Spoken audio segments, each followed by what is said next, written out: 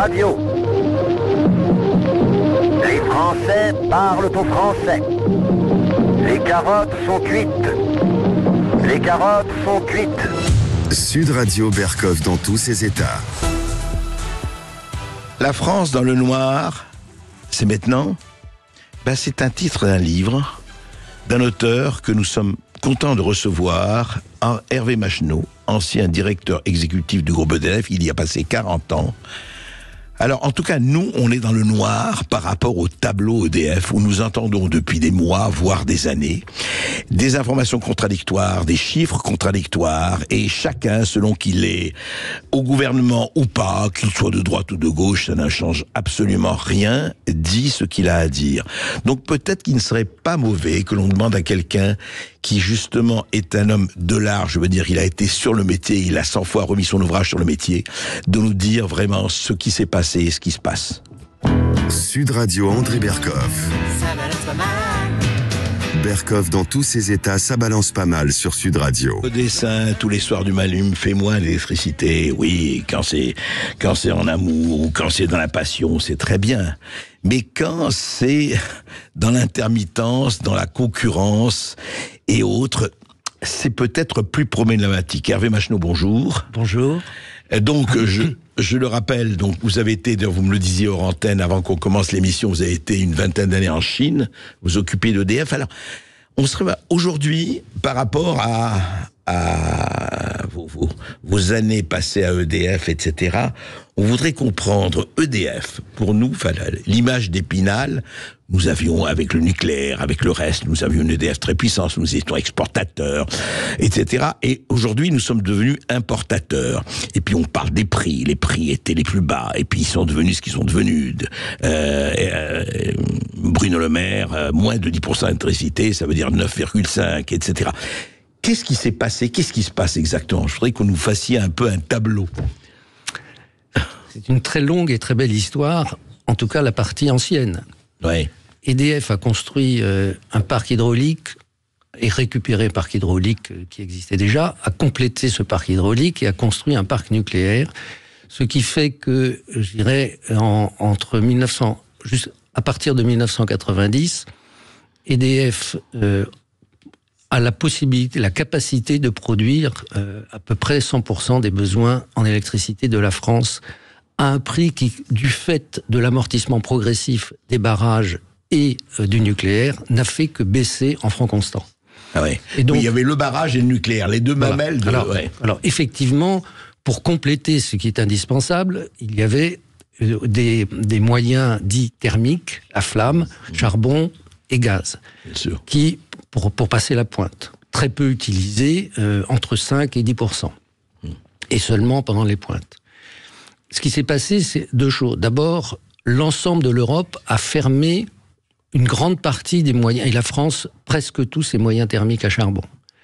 Ce qui fait qu'on n'avait plus les moyens de couvrir la pointe. Mais c'était la pointe, ça, oui. Ça, c'était pour la pointe. Oui. Mais le problème, c'est que l'électricité ne se stockant pas, il faut avoir, le jour de la pointe, des moyens pilotables, c'est-à-dire non intermittents et non aléatoires, Bien pour sûr. couvrir la pointe. C'est ce qui fait le dimensionnement des parcs de production.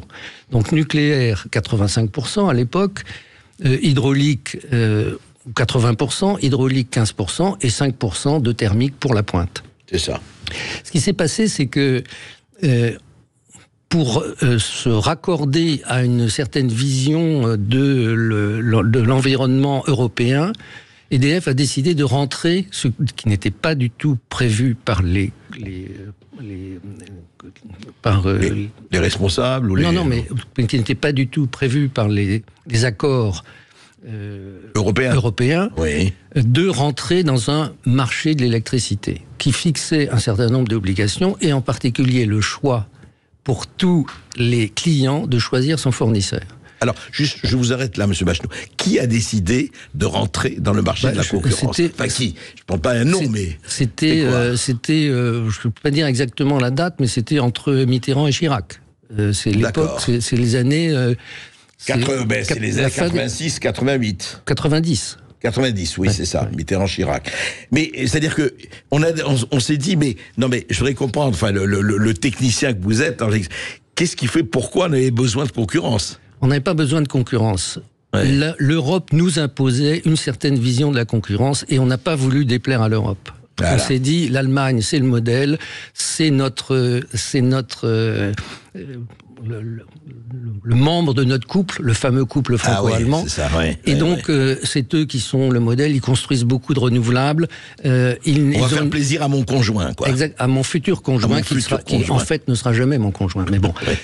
Et donc, on a décidé de rentrer dans ce marché. Et du coup, on s'est aperçu que les clients, ils étaient clients d'EDF, puisqu'EDF a la capacité de fournir l'ensemble des besoins de la France. Donc elle avait le monopole et on a divisé ce monopole. Exactement. Ouais. Et donc, on n'a pas divisé le monopole. Voilà. On l'a effectivement découpé entre transport, machin, etc., ce qui était effectivement une perte de valeur considérable. Mais le plus grave, c'est que la France a décidé de maintenir ce qu'on appelle des tarifs régulés au motif, soi-disant, de protéger les consommateurs français qui devaient bénéficier de l'électricité pas chère produite par le nucléaire et l'hydraulique français. Or, les tarifs régulés, c'est contraire aux règles de la concurrence de l'Europe. Et donc, pour avoir l'autorisation de maintenir ces tarifs régulés, la France a inventé un truc qui s'appelle la loi Nome et l'Arenh pour créer une soi-disant concurrence à EDF. Concurrence totalement artificielle et ruineuse. Pourquoi ?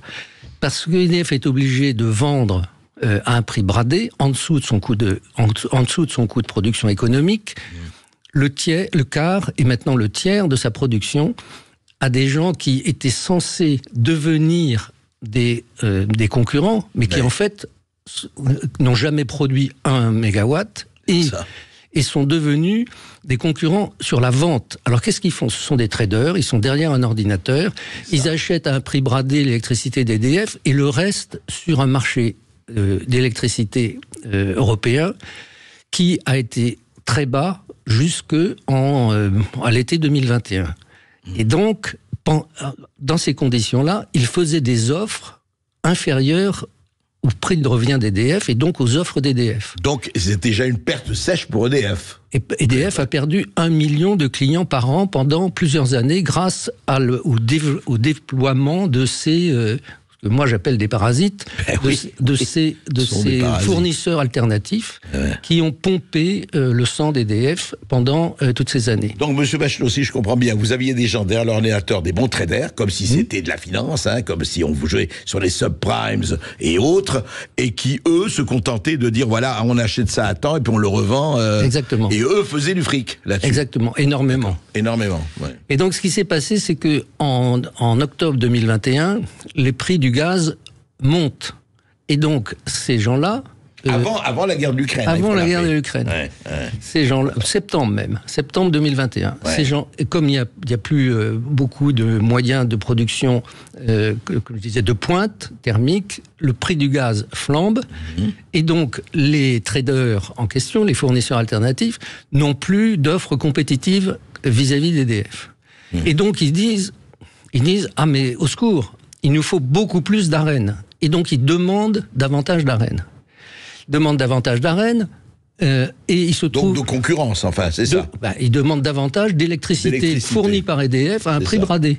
C'est ça. Mais il se trouve qu'il y a encore une perversion supplémentaire, c'est que la réglementation de la CRE, Commission de régulation de l'électricité, a une règle suivant laquelle le prix défini pour les tarifs régulés sont le résultat d'un calcul qui est 75% du prix de l'Arenh et 25% du prix spot de marché.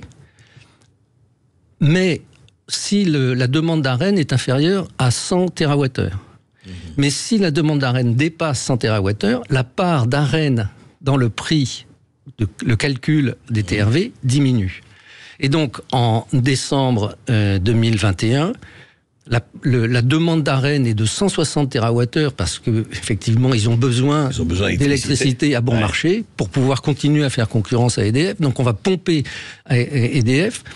Et donc la demande d'Arenh monte à 160 €. Donc le calcul résultant de la CRE, c'est que le prix, les tarifs régulés, c'est à 40% d'Arène et 60% du prix de marché qui est monté à des niveaux astronomiques. D'où une augmentation théorique résultant de ce calcul de 50% au 2 février 2022, c'est-à-dire avant la guerre d'Ukraine. D'accord. Alors, juste, est-ce qu'on peut, enfin, en prenant un prix comme ça, est-ce qu'on peut, juste pour illustrer ce que vous venez de dire, parce que c'est passionnant, enfin, c'est une arnaque quand même hallucinante. Complète. C'est une vraie arnaque complète, oui. Totale. Alors, mais par exemple, alors, pour bien comprendre, Hervé Macheneau, si, par exemple, moi, voilà, j'achète, enfin, moi, consommateur, etc., l'électricité, par exemple, mettons sur 100 €. Comment ça se passe si je veux découper ce que vous venez de me dire? C'est-à-dire, au fond, l'Arène, aujourd'hui, EDF est tenu de donner combien à ses concurrents?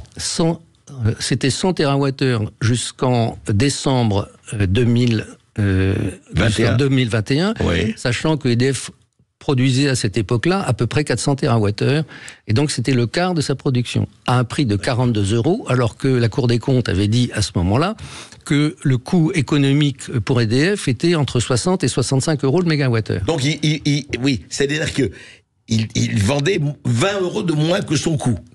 Pas que le coût de production pur, le coût économique. Mais que le coût économique d'une entreprise qui fonctionne. Et alors, les autres revendaient à combien? Les autres vendaient, suivant le prix ils vendaient à peu près, enfin, autour de 40 ou ça dépendait des périodes, puisque c'était des contrats, mais comme le prix de marché du spot était inférieur, était très bas, parce que grâce aux énergies renouvelables intermittentes, et donc ils s'alimentaient à des prix qui étaient en dessous des prix de vente d'EDF.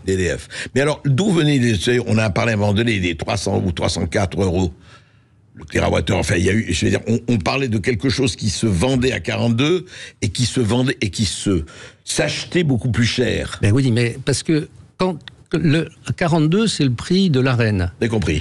Mais ils ne pouvaient pas fournir tous leurs clients avec simplement ce qu'ils avaient sur l'Arène. Et donc le reste, ils l'achetaient sur le marché. D'accord. Et quand le marché était à 30 ou 35, il faisait des offres inférieures à EDF. Quand le marché est monté à 300 ou 350, ils se sont dit, et tout d'un coup, ils se sont trouvés en faillite, ils ont demandé plus d'Arène. Mais qu'est-ce qui s'est passé? Très intéressant, c'est que la fameuse loi NOM de 2010, prévoit que ces fournisseurs alternatifs, il faut quand même les protéger.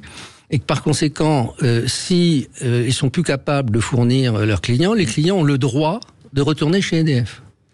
Ah oui, d'accord. Alors, ce qui s'est passé, mais c'est ça, je pense qu'il faut... Ce qui s'est passé... il faut expliquer bien, oui. Ce qui s'est passé, c'est que, à ce moment-là, donc 2022-2023, il y a 1 million de clients qui sont revenus chez EDF. D'accord. Mais EDF continuait de vendre de 120 TWh au prix de l'Arène. Et donc, n'avait pas l'électricité, et avait des contrats par ailleurs. Ouais. Donc, n'avait pas l'électricité. N'avait pas de quoi fournir les 1 million de clients. Les 1 million de clients. Ouais. Qui fait que EDF est obligé d'aller acheter sur le marché pour alimenter les nouveaux clients qui lui reviennent. Et le marché était à combien à ce moment-là? C'était très variable. Il est monté, effectivement, il est monté jusqu'à 1000 en décembre. Et puis il est redescendu, et puis maintenant il est à 75. Et donc, c'est très variable. Mais il a été... Mais il y a eu un moment donné où ils vendaient 42 et puis ils achetaient 1000. Ou en tout cas, 300. Ouais, oui. Alors que EDF, encore une fois, produit la quasi-totalité du besoin français à un prix qui est fixe depuis 60 ans. Attendez, si ça s'était passé, dans une entreprise privée ou qu'elle a un appel, mais on les aurait fusillés sur place. C'est bien sûr. Comment donc il y a eu pendant je ne sais pas combien d'années des fournisseurs alternatifs qui ne servaient à rien et qui simplement faisaient monter les prix, quoi. Ça continue, mais c'était la concession faite à l'Europe. Or, il suffirait que la France dise... Alors, remarquez que les tarifs régulés, ils protègent plus personne, puisque on est aujourd'hui à 4 fois... On a doublé le prix par rapport à 2008. Donc, on les a pas beaucoup protégés, les consommateurs français. Ouais. Et donc, il suffirait de supprimer les tarifs régulés, Si on supprime les tarifs régulés, l'AREN tombe d'office, et si l'AREN tombe d'office, EDF peut fournir à ses clients français au prix à son prix de production. Alors, très intéressant, Hervé Macheneau, est-ce qu'aujourd'hui, la France, où elle est obligée de passer par l'Europe, peut supprimer les tarifs régulés? Là, il suffit qu'elle le décide. Or, l'État français peut le décider. L'État français peut le décider. Ouais. Et pourquoi il ne le fait pas? Il faut lui demander à lui. C'est hallucinant cette histoire. C'est-à-dire que d'un côté, vous parlez de tarifs régulés, où donc l'État français, la France a les moyens, effectivement. D'ailleurs, si nous avons des auditeurs, là, je le dis, 0826 300 300, on serait ravis qu'ils interviennent parce que je suis sûr que ça les concerne. Deux choses quand même dans ce que vous dites, et c'est passionnant, enfin passionnant et attristant aussi, c'est que d'un côté, donc, on a créé des alternatifs, mais qui ne servent qu'à trader, quoi, qui n'ont produit rien du tout, puisque EDF avait produit tout. J'ajoute même que au moment où cette proposition de loi a été présentée, la direction de la concurrence en France et la direction de la concurrence en Europe ont dit, mais attendez, ça n'a de sens que si c'est pour créer une concurrence à la production. Oui. Et on a dit, oui, ils vont devenir producteurs. Mais c'était il y a 20 ans, c'était il y a 10 ans, ils sont toujours pas producteurs. Et ils ont vraiment pas l'intention de le devenir. Mais d'ailleurs, comment deviendraient-ils producteurs pour faire concurrence à EDF, dont les coûts de production sont parmi les plus faibles d'Europe? Oui, en plus, entre l'hydraulique et le nucléaire, c'est ce que vous dites. Donc aujourd'hui, on a une situation...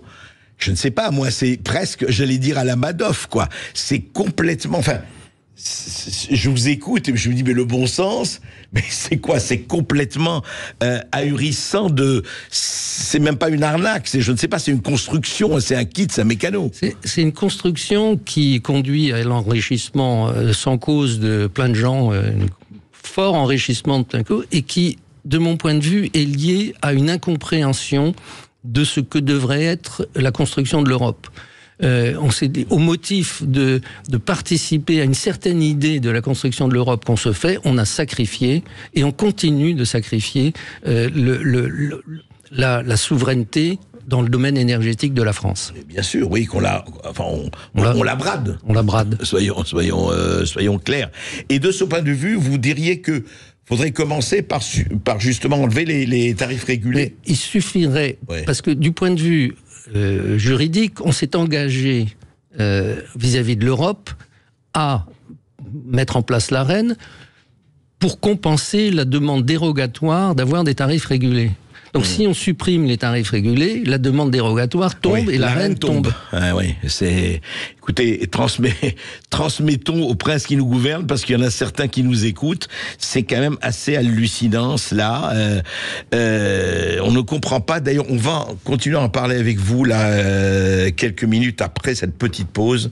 Hervé Macheneau, c'est très intéressant quand on quitte le domaine du réel pour passer dans le fantasme. Et quel fantasme! Et puis vous aurez la parole 0826 300 300 pour réagir, pour poser toutes vos questions. On vous attend au standard, ne bougez pas, on revient dans un instant.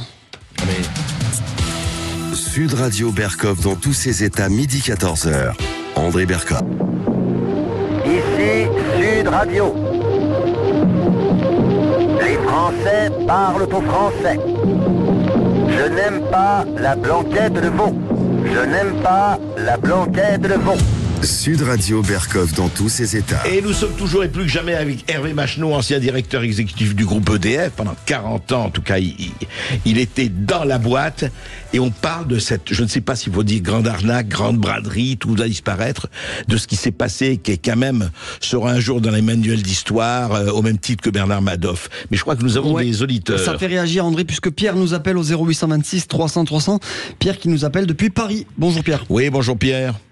Non, alors j'ai déménagé de Paris. Maintenant, je suis à Tence, en Haute-Loire. Mais très bien. C'est pas grave. Donc, j'ai été banquier pendant longtemps d'EDF, donc je connais un peu les comptes. Et moi, j'aimerais qu'on parle pas d'arnaque, mais d'escroquerie. C'est une escroquerie dont EDF et les Français sont victimes, comme pourrait le dire votre intervenant.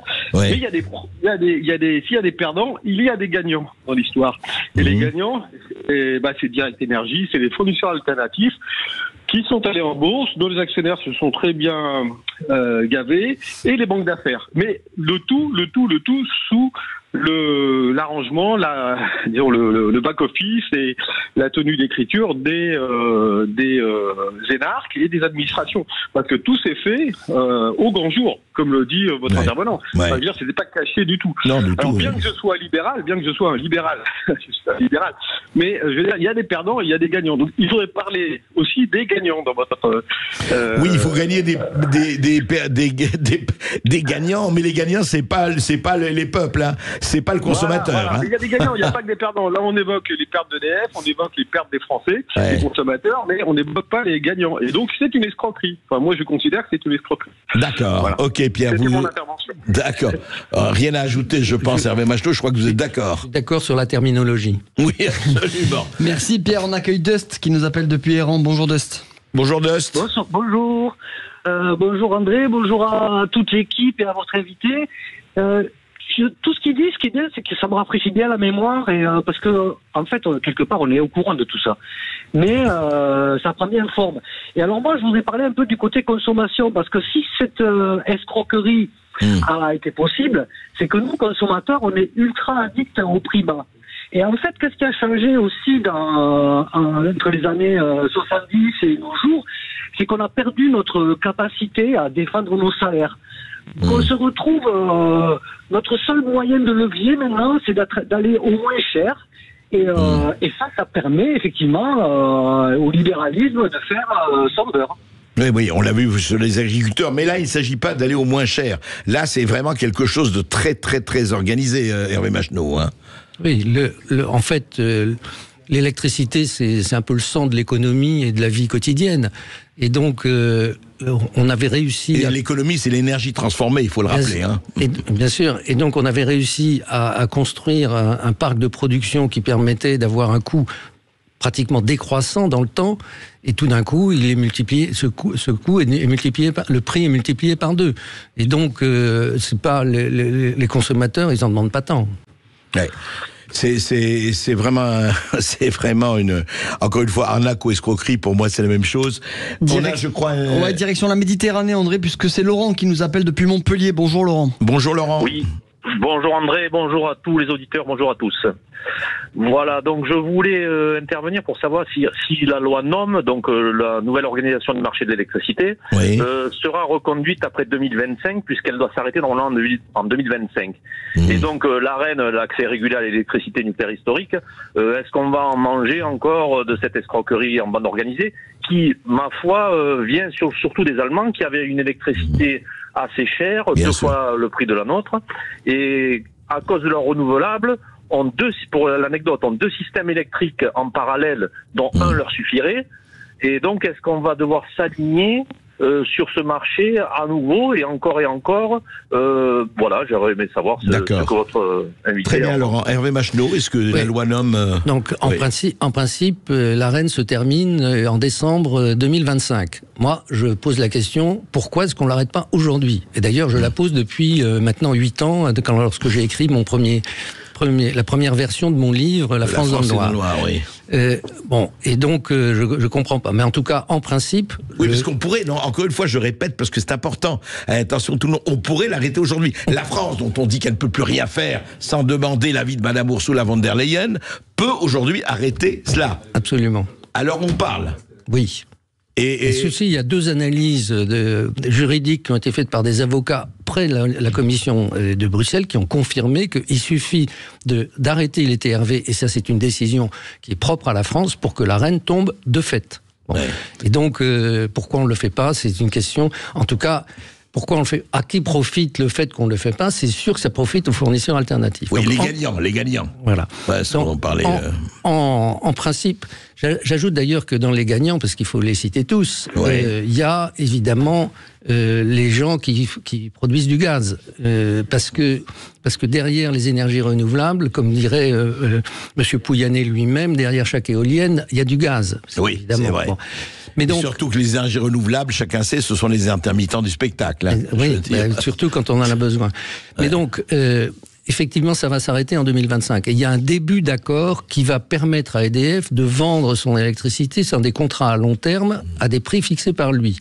Mais on garde l'idée que EDF va devoir vendre et c'est ce qui est en discussion aujourd'hui, les choses ne sont pas encore assez précises, à ces fameux fournisseurs alternatifs, parce qu'il faut, pour que la concurrence continue d'exister, que eux puissent continuer d'exister. Oui, c'est ça, la concurrence doit exister. The show must go on, comme disent les Américains. Je crois que nous avons un auditeur. Oui, un auditeur, on parle d'électricité. Il y a Claude qui nous appelle depuis Carmaux, région où il y a eu beaucoup de charbon à Carmaux dans le Tarn. Bonjour Claude. Bonjour Claude. Bonjour. Oui. Bonjour, voilà, juste je veux, pour, disons, aller dans le sens de notre intervenant, il faut se rappeler du traité de Maastricht dans lequel tout était écrit, et notamment dans la création de grands réseaux transeuropéens au niveau de l'énergie, des télécommunications et de la banque. Là, tout, et quand les gens ont voté oui à Maastricht, ils ont voté pour tout ce qui nous arrive aujourd'hui. Voilà. Vous êtes d'accord, Hervé Machenaud? Assez d'accord, sauf que les traités européens laissent aux pays leur souveraineté en matière de mix énergétique. Ce que la France. Mix énergétique, oui. Donc on peut choisir de construire ce qu'on veut pour produire l'électricité qu'on veut. Et en fait, et la France a choisi peut-être. Quand même, de ce point de vue-là, on a choisi quoi? On s'est tiré une balle dans le pied? On a, je dirais, laissé péricliter le nucléaire progressivement, en fermant Cremalville d'abord. Cremalville, oui. Et puis Fessenheim récemment, et en disant... Astrid, on ne fait pas Astrid. Et on ne fait pas Astrid, et l'idéal, c'est évidemment de faire comme les Allemands, et donc on va fermer 14 réacteurs nucléaires en France. Donc je veux dire, on est parti dans un délire qui, aujourd'hui, heureusement, semble devoir être corrigé. On essaie de se rattraper aujourd'hui, mais enfin, peut-être on a pris un peu de retard. Je pense qu'on a compris quand même. Je pense qu'il y a un vrai changement de vision et de mentalité, en tout cas dans la population, et donc dans les politiques. Bon, moi, il y a 5 ans, je rencontrais que des gens qui étaient contre le nucléaire et pour les éoliennes. Et maintenant, je rencontre que des gens qui sont pour le nucléaire, et encore quelques-uns. Vous voyez que la grâce existe. Hein. Mais oui, bien sûr. La conversion existe. Oui, mais enfin, elle existe quand le prix de l'électricité est multiplié par 2. Ouais, c'est ça, oui. On aurait pu s'en douter plus tôt. Merci Hervé Machenaud. Merci à vous. Merci d'avoir été avec nous. On marque une courte pause sur Sud Radio. On se retrouve après les infos de 13h pour les pères, les huées et les bravos d'André Berkoff. Et bien sûr, le face-à-face. À tout de suite sur Sud Radio. Des Berges du Rhône à la Maison des Canuts, du Théâtre des Célestins à la Basilique de Notre-Dame de Fourvière, du Musée Lumière au quartier Saint-Jean, Sud Radio rayonne désormais à Lyon et le Grand Lyon sur 105.8. Connectez-vous aussi avec l'appli Sud Radio et parlons vrai.